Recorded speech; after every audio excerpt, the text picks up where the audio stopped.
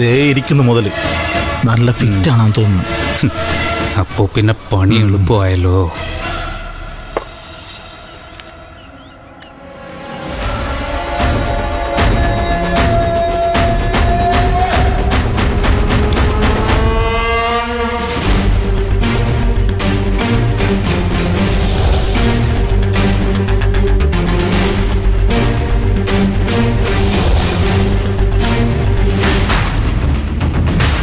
തൽക്കാലം നിങ്ങളവിടെ നിൽക്കേ, ഞങ്ങൾ തുടങ്ങി വെക്കാം.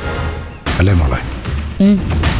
അതെ, പറയാനും ചെയ്യാനും ഒക്കെ ഉള്ളത് നേരിട്ട് ചെയ്യണം, എങ്കിലേ ഒരു തൃപ്തി കിട്ടൂ. അല്ലേ അച്ഛാ? വാ മോളെ.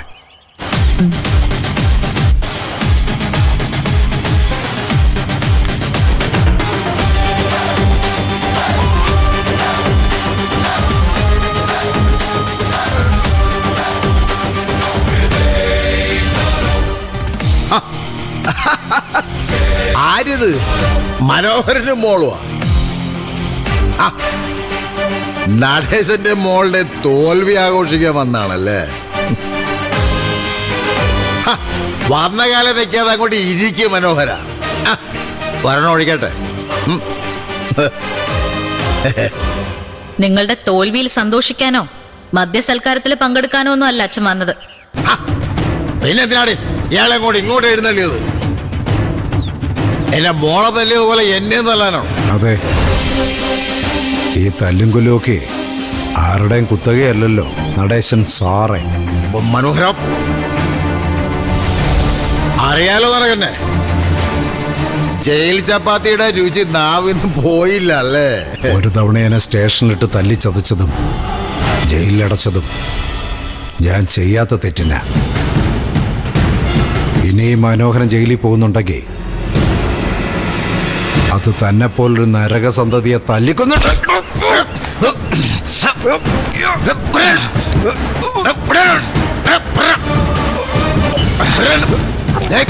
എനിക്കെന്തെങ്കിലും സംഭവിച്ചാലേ നിന്നെ മാത്രമല്ല ഈ നിൽക്കുന്നില്ലെന്നൊരു മരുമോളെയും കൂടെ അകത്താക്കും ഞാൻ.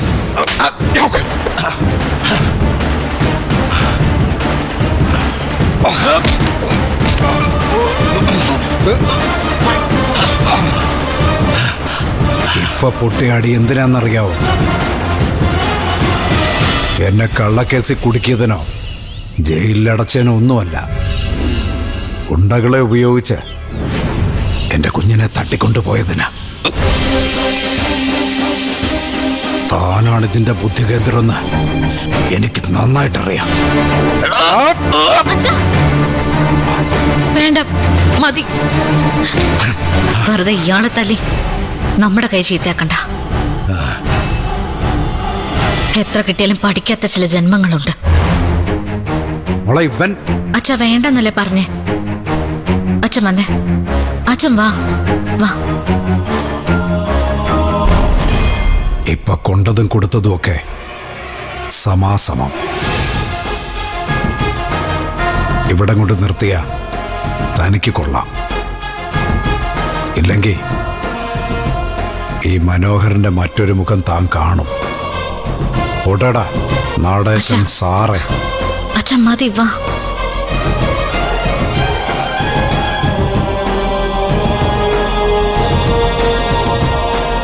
ആഹാ, ഇത്ര പെട്ടെന്ന് കഴിഞ്ഞു? ആ, എല്ലാം ചടപടെന്ന് കഴിഞ്ഞു.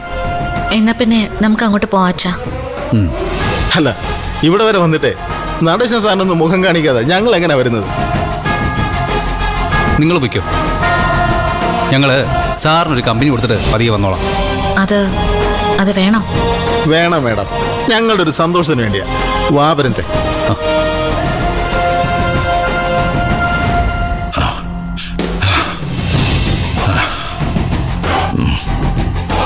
അച്ഛാ, നമുക്ക് പോ.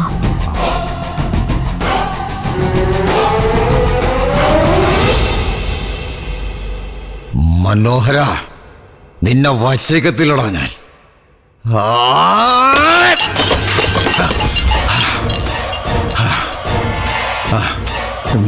മനോഹര, കൊല്ലുവടാ ഞാൻ. കൊല്ലും.